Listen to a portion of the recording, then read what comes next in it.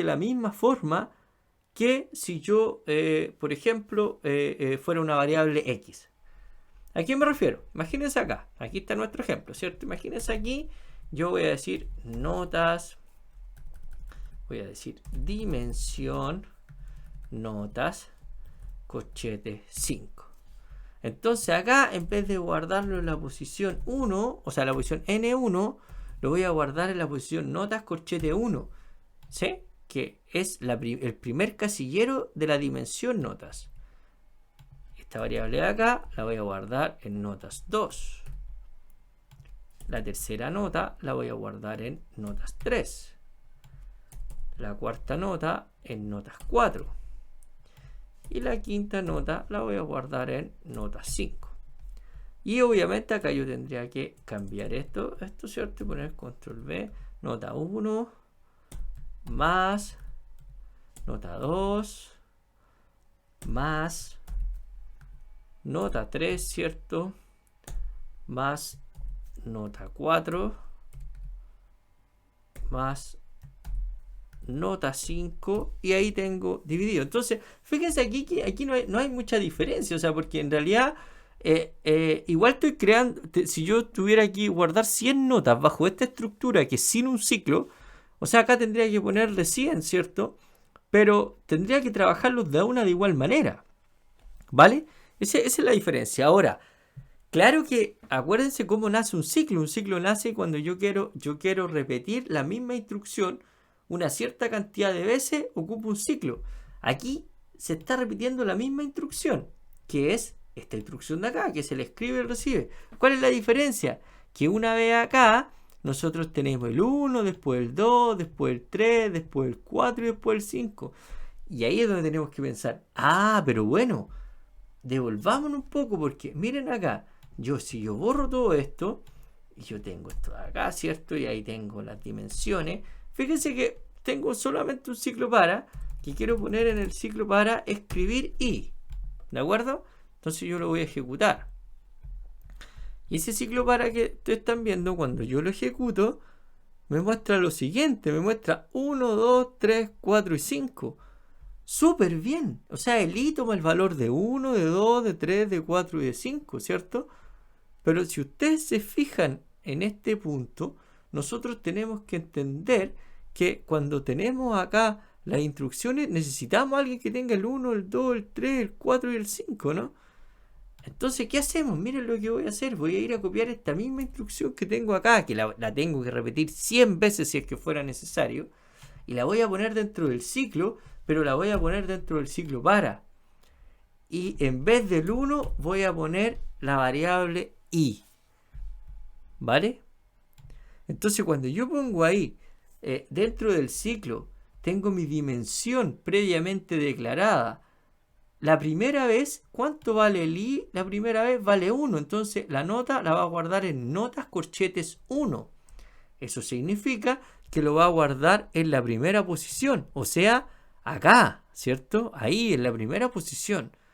Luego el i va a valer 2. Entonces lo va a guardar en la segunda posición. ¿Y qué es lo que va a estar pasando? De esa manera, lo que estamos logrando es que no se nos van a sobreescribir los datos, ¿vale? Eso es importante.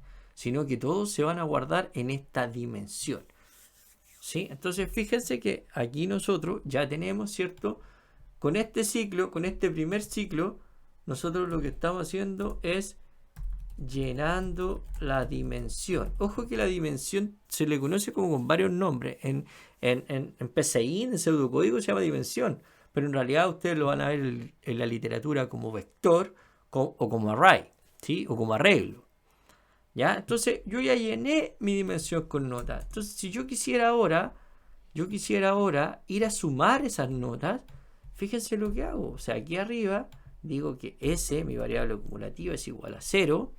¿Qué podría hacer? Ya no necesito que pedir las notas porque ya las tengo, pero sí podría ser que S es igual a S más notas corchete i. ¿Y qué es lo que ocurre? Que la primera vez va a sumar la nota 1, va a sumar la nota 2, la nota 3, la nota 4 y la nota 5.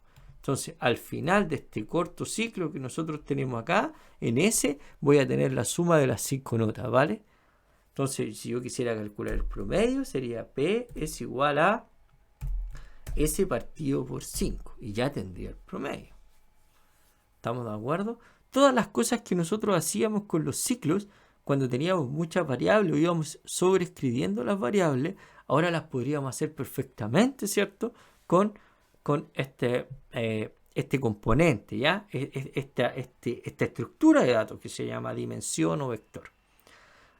Ahora bien, tenemos que considerar también que los vectores son muy importantes porque almacenamos datos del mismo tipo con un solo nombre, ¿ya? En este caso son las notas, ¿sí? Pero además de solamente guardar, ir a leer las notas, yo las puedo ir comparando. O sea, yo eventualmente aquí abajo, yo podría comparar ahora, ¿cierto? Comparar cuántas notas son mayores al promedio, que es algo que no podía hacer antes. Porque antes para calcular el promedio ya se me borraban todas las notas, pero ahora siempre quedan guardadas hasta que se ejecute el algoritmo nuevamente. Entonces, miren acá, yo voy a preguntar si nota corchetes I es mayor o igual al promedio. Si es mayor o igual al promedio, yo aquí voy a crear contador 1, M igual a 0, MA de mayor, ¿cierto? Y ME de menor igual a 0, y en ellos voy a contar cuántos son menores al promedio. Si nota subida es mayor al promedio, yo MA va a ser igual a MA más 1. Si no, significa porque es menor al promedio, por lo tanto ME va a ser igual a ME más 1. ¿Vale? ¿Qué es lo que logramos ahí? Logramos específicamente contar cuántas de las 5 notas son mayores al promedio y cuántas son menores al promedio. Ahora fíjense, esto a veces le complica mucho, porque la primera vez el I vale 1. Entonces, todo lo que haga aquí adentro va a ser para la nota 1 del arreglo. Va a llegar al final, ahora el I va a valer 2. Entonces va a ser las mismas comparaciones para la nota 2. Entonces está bien, porque estamos comparando la nota 1, la nota 2, la nota 3, la nota 4 y la nota 5 finalmente. Y con eso, ¿cierto? Lo que logramos es tener este algoritmo ya funcional, ¿vale?